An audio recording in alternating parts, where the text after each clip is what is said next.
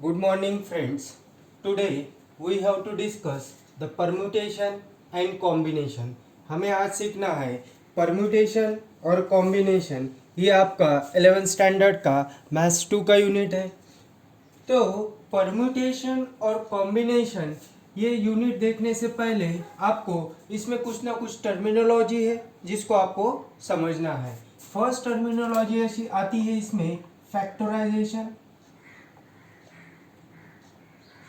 First terminology आती है factorisation. Second आती है परम्यूटेशन. और जो आपकी थर्ड आती है दैट इज कॉम्बिनेशन.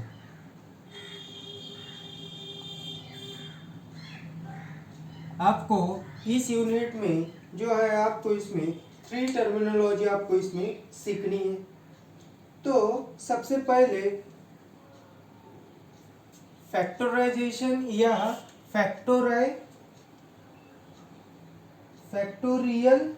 नोटेशन या फैक्टराइजेशन या इसे हम कहेंगे factorial notation.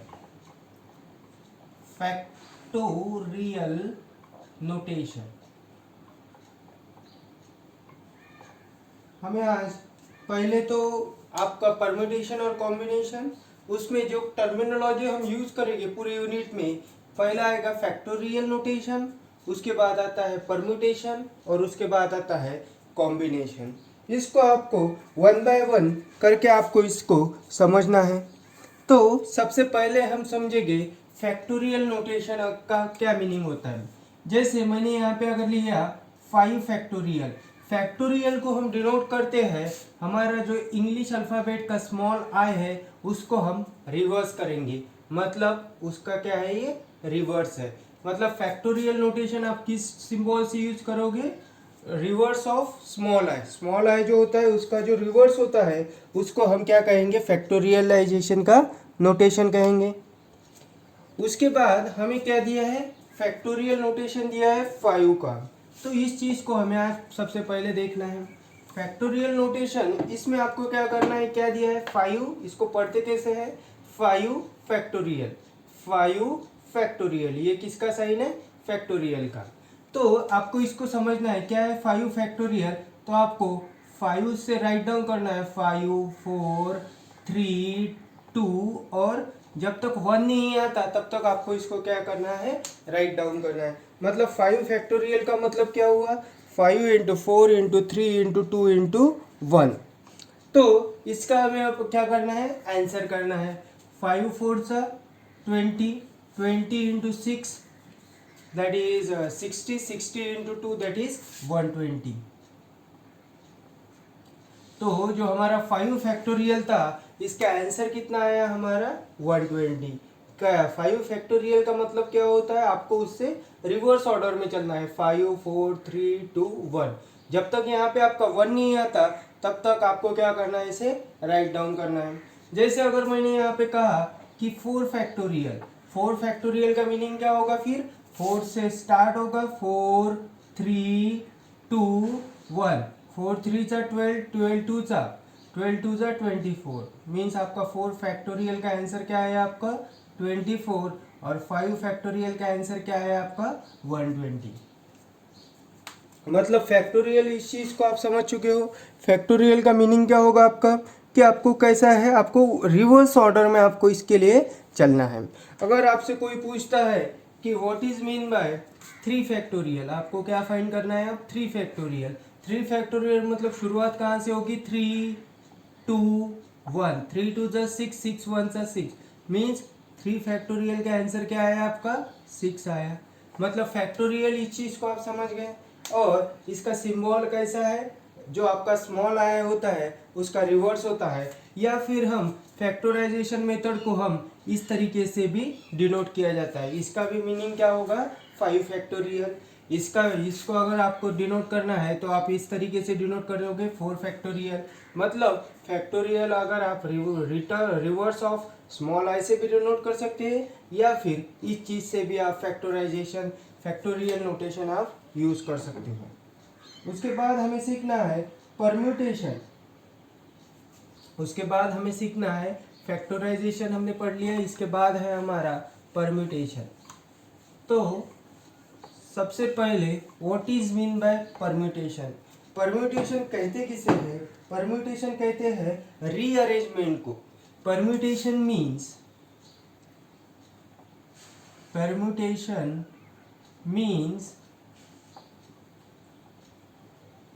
Rearrangement.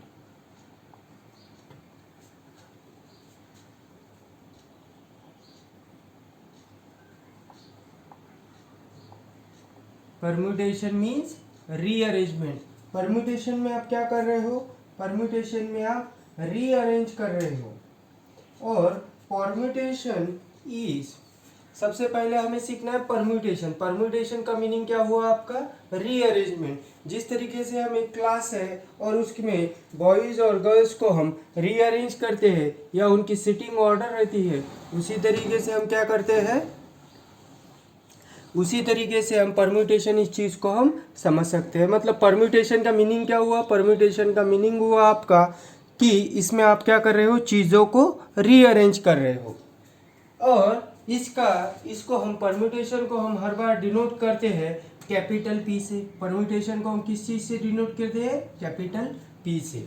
Permutation means rearrangement. जिस तरीके से आप अपने बुक में, आपके कपबोर्ड में आप बुक रीअरेंज करते हो, या फिर एक आधा क्लास है उसमें हम क्या कर रहे हैं? रीअरेंज कर रहे हैं, बॉयज़ को सेपरेट कर रहे हैं, गर्ल्स को सेपरेट कर रहे हैं। या फिर आपके पास अगर पेन्स है जिसमें ब्लू, ब्लैक, रेड, ग्रीन इस तरीके से पेन है, उसको भी आप क्या कर रहे हो? रीअरेंज कर रहे हो। तो रीअरेंज जब भी आप करोगे वो किसके अंडर में आएगा? वो आएगा आपका परम्यूटेशन के। और परम्यूटेशन किस ट्रेडोर से किया जाता है? Permutation is always denoted by capital P. Permutation is always denoted by capital P. और इसमें आपको एक चीज करना है, कैपिटल पी का मतलब हुआ परम्यूटेशन, एन क्या है? नंबर, और आर क्या है? रीअरेंजमेंट। एन क्या है आपका? नंबर, और आर क्या है? अगर आपको 5 पेन दिया है और उसको 3 टाइम्स रीअरेंज करना है, एन का मतलब जो आपको गिवन है डाटा वो, और आर का मतलब क्या हुआ यहाँ पे? रीअरेंजमेंट। तो परम्यूटेशन का मीनिंग होता है rearrangement. Permutation is denoted by capital P and permutation हम किस फॉर्मूले से ये करेंगे? एन ऑफ पी, ये बेस में क्या रहेगा आपका? आर रहेगा। और परम्यूटेशन का फॉर्मूला भी आता है जिसको हमें पे पढ़ना है। परम्यूटेशन का एक फॉर्मूला है N of P into R equals to N factorial upon N factorial minus N factorial और एन माइनस आर। मतलब आपको क्या करना है? परम्यूटेशन अगर आपको फाइंड करना है तो आपको इस फॉर्मूले का हमें क्या करना है? यूज करना है। परम्यूटेशन अगर आपको फाइंड करना है तो हम किस फॉर्मूले का यूज करेंगे? ये वाले फॉर्मूले से हम परम्यूटेशन निकाल सकते हैं। परम्यूटेशन का सबसे पहले हमें क्या पता चला? रीअरेंजमेंट जब हम करते हैं तो उसे क्या कहते हैं? हम परम्यूटेशन कहते हैं। Permutation is denoted by capital P से हम परम्यूटेशन को डिनोट करते हैं। और परम्यूटेशन फाइंड करने का फॉर्मूला क्या है? एन फैक्टोरियल अपॉन में है एन माइनस आर। ये आपका क्या है? परम्यूटेशन। ये आपको निकाल सकते हैं। जैसे आपको अगर दिया है वन एग्जांपल हम यहाँ पे लेके चलते हैं ताकि आपका क्या है और क्लियर यहाँ पे हो सके। तो यहाँ पे आपको दिया है 5p ऑफ 2, 5p ऑफ 2। ये क्या है? p का मतलब हुआ परम्यूटेशन, 5 का हुआ नंबर, और रीअरेंज कैसे कर रहे हैं? 2 टाइम्स इसको रीअरेंज कर रहे हैं। तो यहाँ पे जो रहता है ये क्या रहता है? n की वैल्यू रहती है, और ये बेस में जो रहता है ये आपकी स्मॉल r की वैल्यू रहती है। मतलब यहाँ पे आपकी n की वैल्यू कितनी होगी? 5। यहाँ पे जो टॉप में रहता है या फिर p के सिर के ऊपर जो रहता है उसे भी हम कह सकते हैं n, या p के बेस में जो रहता है उसे हम कहेंगे r। इस चीज को आपको क्या करना है? यहाँ पे आप पुट करना है। इस फॉर्मूले का मीनिंग क्या होगा? n factorial means 5 factorial upon में क्या आएगा? 5 माइनस 2। n की वैल्यू क्या होगी? 5 माइनस 2, 5 माइनस 2। और यहाँ पे आपको करना है लास्ट में, आपको यहाँ पे भी फैक्टराइजेशन का एक सिंबल आपको यहाँ पे यूज करना है। तो फिर हम इसको अगर सॉल्व करेंगे 5p2 इक्वल्स टू 5 फैक्टोरियल का मीनिंग क्या होगा, हम क्या करेंगे अब इसको रिवर्स ऑर्डर में राइट डाउन करेंगे। 5 इंटू 4 इंटू 3 इंटू 2 इंटू 1, जब तक 1 नहीं आता तब तक आपको क्या करना है, इसको राइट डाउन करना है। देखो अब यहाँ पे 5 माइनस 2 मीन्स क्या है आपका 3 फैक्टोरियल, यहाँ पे क्या आ गया 3 फैक्टोरियल। तो हम इसको कैसे लिखेंगे फिर 5 into 4 into 3 into 2 into 1 upon 3 factorial 3 to 1। देखो 3 टू 1 और 3 टू 1 क्या हुआ, कैंसिल हुआ, मतलब 5 4 से क्या है आपका 20। 5p2 का आंसर क्या है आपका 20, आपका आंसर आ गया। 5p2 का आंसर कितना आया आपका 20 आ गया। तो ये आपको समझने के लिए था। क्या हम हर बार इसी प्रोसेस से यूज करेंगे क्या, क्या हम इतना स्टेप हर बार करेंगे क्या?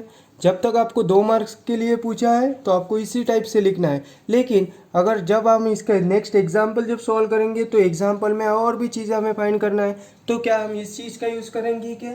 नहीं, हम इस चीज़ का यूज़ नहीं करेंगे। इसमें कुछ ना कुछ हम क्या करेंगे, शॉर्टकट रखेंगे।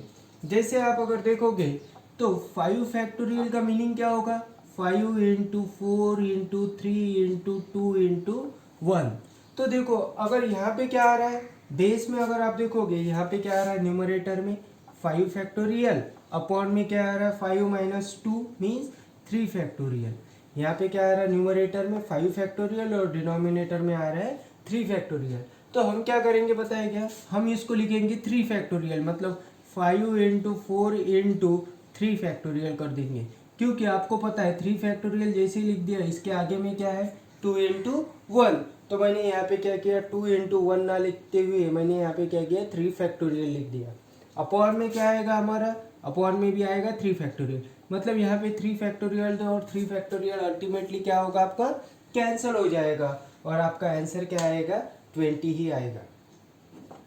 इसी को अगर समझना है तो एक और एग्जाम्पल हम लिखते हैं। अगर आपको दिया है, अगर आपको आया वो न्यूमरेटर में आया आपका 6 फैक्टोरियल और आपके नीचे में अगर आपको दिया है 4 फैक्टोरियल, तो क्या आप हर बार लिखते जाओगे क्या 6 into 5 into 4 into 3 into 2 into 1? नहीं, आपको नहीं करना है इस चीज़ों को। तो आप क्या लिखोगे, यहाँ पे देखो बेस में क्या है 4 फैक्टोरियल, तो आप ऐसे लिखोगे 6 इंटू 5 इंटू 4 फैक्टोरियल। जैसे ही आपने 4 फैक्टोरियल लिखा तो ये क्या हो गया, अज्यूम हो गया कि इसके आगे में क्या है, 4 के आगे बाद में क्या आएगा 3 आएगा, 2 आएगा और 1 आएगा, और डिनोमिनेटर में क्या है यहाँ पे 4 फैक्टोरियल है। तो अल्टीमेटली 4 फैक्टोरियल और 4 फैक्टोरियल क्या होगा आपका कैंसिल हो गया। तो आपका आंसर क्या होगा 5 6 30। और उसी तरीके को और एक एग्जांपल से क्लियर करते हैं ताकि इसमें इस सेक्शन में हमें आपको किसी तरीके का कोई डाउट ही ना रहे। अगर आपको दिया है न्यूमरेटर में 7 फैक्टोरियल और आपको नीचे में दिया है कि 3 फैक्टोरियल, ऊपर में क्या दिया है 7 फैक्टोरियल और नीचे में आपका फॉर्मूला यूज करने के बाद आपका आ गए 3 फैक्टोरियल। इस चीज़ को हमें क्या करना है, सॉल्व करना है। तो क्या हम लिखते बैठेंगे क्या 5 इंटू 6 इंटू 3 इंटू 9? तो हम क्या करेंगे उस टाइम में 5 इंटू 6 इंटू 5 इंटू 4 इंटू, देखो मैं क्या करूँ दूंगा न्यूमरेटर में, डिनोमिनेटर में क्या है 3 फैक्टोरियल, तो 3 फैक्टोरियल लिख के आपको क्या करना है छोड़ देना है, क्योंकि आपको पता है अल्टीमेटली 3 फैक्टोरियल और 3 फैक्टोरियल क्या होगी आपके कैंसिल ही होगी। ये था आपका परम्यूटेशन।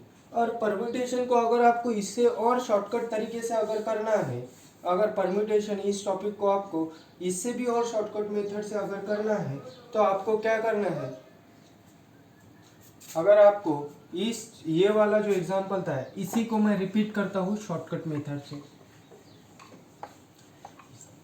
ये वाला जो फर्स्ट वाला एग्जांपल जो था हमारा, इसमें हमने किया था, इसमें हमारे को दिया था 5p2 5p2 ये हमारा क्या था आंसर था, मतलब ये हमने ये किया था, मतलब ये हमारा फर्स्ट वाला एग्जांपल था 5p2। तो हमने इसको क्या किया था, सॉल्व किया था 5 फैक्टोरियल अपॉन 5 माइनस 2 फैक्टोरियल तो 5 फैक्टोरियल को क्या लिखोगे, 5 into 4 into 3 factorial upon 5 minus 2 that is 3 factorial, 3 factorial 3 factorial cancer, आपका आंसर क्या आ गया 20। ये हमने लास्ट स्टेप में हमने इसको सॉल्व करके दिखाया था। लेकिन इस चीज़ को अब हमें क्या करना है, शॉर्टकट तरीके से हमको इसको और शॉर्टकट तरीके से हम कर सके, ताकि हमको क्या करना है, हमको पेन और पेपर का यूज़ ही नहीं करना है। मुझे तो ओरली आंसर चाहिए। तो मैं क्या करूँगा, यहाँ पे देखोगे आप, तो यहाँ पे टॉप में क्या है 5 है और बेस में क्या है, यहाँ पे जब भी परम्यूटेशन अगर यहाँ पे p है तो उस चीज़ को हम शॉर्टकट तरीके से हम कैसे करेंगे, यहाँ पे क्या है आपका 5 है और यहाँ पे क्या है आपका 2 है। तो आपको क्या करना है, 5 से शुरू करना है और 1 स्टेप मतलब 5 और अगर आपका 5 फैक्टोरियल है, यहाँ पे क्या है आपका 5 है, तो आपको सिर्फ एक बार ही लिखना है। मतलब आपकी टोटल टर्म यहाँ पे कितनी होनी चाहिए, यहाँ पे बेस में 2 है तो 1 और 2, लेकिन शुरुआत कहाँ से होगी 5 से होगी। तो 5 4 सा क्या आ गया आपका 20। देखो यहाँ पे आपको कोई भी कैलकुलेशन करने की ज़रूरत नहीं थी। तो यहाँ पे क्या करना है आपको ऊपर वाला डिजिट देखना है क्या है 5 और नीचे वाला क्या है 2। तो आप क्या करोगे 5 और उसके बाद लिखोगे 4, क्योंकि डिजिट काउंट करो 1 और 2 हो गए, यहाँ पे 2 था तो इसका क्या आ गया 20। अगर आपको दिया है 5p6 3 अगर आपको दिया है, तो इसको अगर हम सॉल्व करेंगे हमारे बेसिक कंसेप्ट से, तो क्या होगा हमारा 6p3, ये हमारा क्या था एग्जाम्पल था नया वाला। इसको हमें क्या करना है, इसको हमको दोनों तरीके से क्या करना है सॉल्व करना है। तो आप पहले क्या करोगे 6 फैक्टोरियल n, ये जो रहता है टॉप में इसको क्या कहते हैं हम n कहते हैं, और ये जो बेस में रहता है इसको क्या कहते हैं r कहते हैं। मतलब आपको n की वैल्यू हो गई 6 और r की वैल्यू हो गई 3। तो n क्या है आपका 6 factorial upon 6 minus 3 factorial, 6 minus 3 factorial. तो अब देखो क्या होगा 6 फैक्टोरियल अपॉन 3 फैक्टोरियल, मतलब 6 इंटू 5 इंटू 4 इंटू क्या कर दूंगा मैं 3 फैक्टोरियल लाके यहाँ पे क्लोज कर दूंगा। अपॉन में क्या है 3 फैक्टोरियल, 3 फैक्टोरियल 3 फैक्टोरियल क्या हो गए आपके कैंसिल हो गए। तो 5 4 सा 20, 20 इंटू 6, 5 4 सा 20, 20 इंटू 6 दैट इज 120।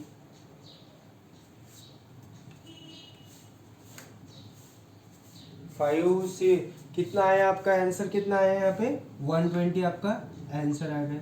इसी चीज़ को मुझे क्या करना है, अब मुझे इसको शॉर्टकट तरीके से मुझको इसको क्या करना है सॉल्व करना है। जब भी परम्यूटेशन का अगर एग्जांपल रहता है और आपको शॉर्टकट तरीके से यूज़ करना है, तो परम्यूटेशन में आप क्या देखोगे, मैं एक बार फिर आपका यहाँ पे एग्जांपल लिखता हूँ 6p3, ये था आपका एग्जांपल जिसके आंसर हमने हमारे फॉर्मूले से निकाला, जिसका आंसर आया था आपका 120। इसको मुझे क्या करना है, इसको मुझे शॉर्टकट तरीके से करना है।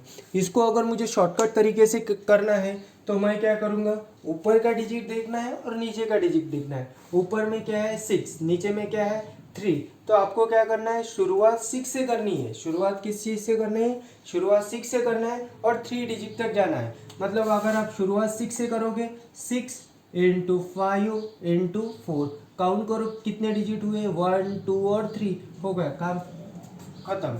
6 इंटू 5 दैट इज 30, 30 इंटू 4 कितना है आपका आंसर 120। आपका आंसर कितना है यहाँ पे 120।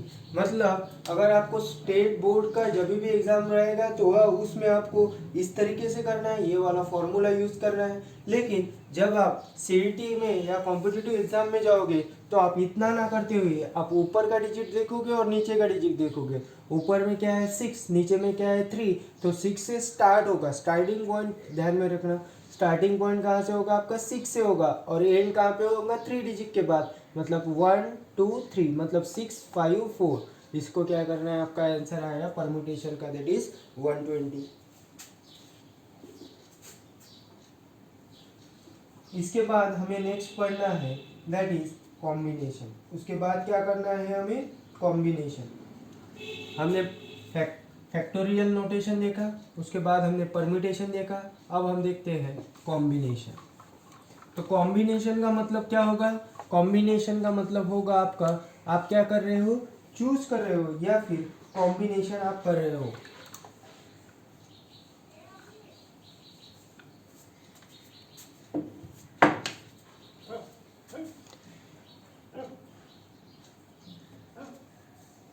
जो कॉम्बिनेशन का जो टॉपिक है दोस्तों, वो हम आगे वाले लेक्चर में देखेंगे। अगर आप मेरे चैनल पे नए हो तो प्लीज़ मेरे चैनल को सब्सक्राइब कर दो और ये वीडियो आप मैक्सिमम दोस्तों तक आप शेयर करो, ताकि वो भी हमारा इस जो प्रोग्राम हमारा चल रहा है उसका वो क्या कर सके, बेनिफिट ले सके। Thank you, have a good day to all of you.